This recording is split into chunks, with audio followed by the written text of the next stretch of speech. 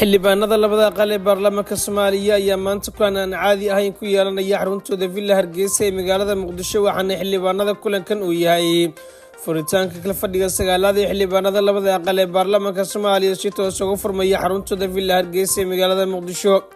xildhibaanadii ugu badnaa ka tirsan labada aqal ee baarlamaanka Soomaaliya ayaa dalka dib ugu soo laabtay kadib fasax ay muddo ku jireen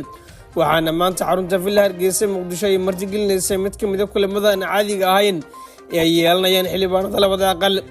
madaxweynaha Soomaaliya Xasan Sheekh Maxamuud ayaa ka qayb gali doona kulankan kaas si toos ah u furi doona waxaana madaxweynuhu u jeedin doona khudbadiisa dastuuriga oo kaga hadli doona xaaladda xilligan dalka uu ku jiro dhinacyo badan si toos ah u taabanaysa doorashooyin ka socda deegaanada dowlad goboleedyada dalka oo Galmudug ay ugu dambeysay.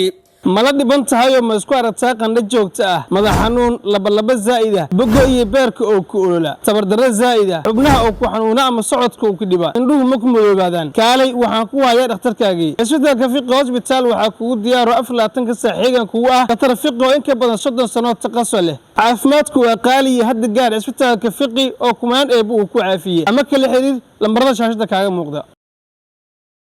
kulanka maanta si toos ah waxaa lagu ambaqaadi doonaa laguna gudagali doonaa magacaabista guddiga doorashada guddoonka golaha shacabka baarlamaanka Soomaaliya muddo kooban gudaheed ayaa lagu dooran doonaa guddoonka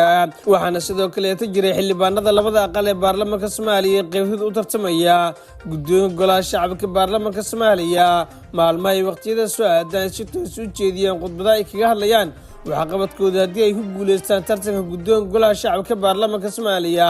maadaama guddoonkii hore golaha Sheekh Aadan Maxamed Nuur Madoobe uu ku guuleystay doorashadii ka dhacday gudaha magaalada Baydhabo oo noqday hogaamiyaha maamulka Koonfur Galbeed Soomaaliya. kulankan daqiiqada soo aadan Villa Hargeysa ka furmaya ayaa si gaar loo dhowrayaa waxaana kulankan uu yahay kulamada kale mid ka duwan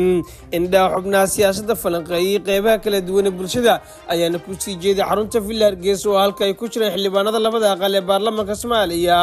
iyadoo la dhowrayo kulanka maanta guddiga lagu magacaabayo sidoo kale waxa uu kaga duwanaado ka fadhiyadii hore ee baarlamaanka Soomaaliya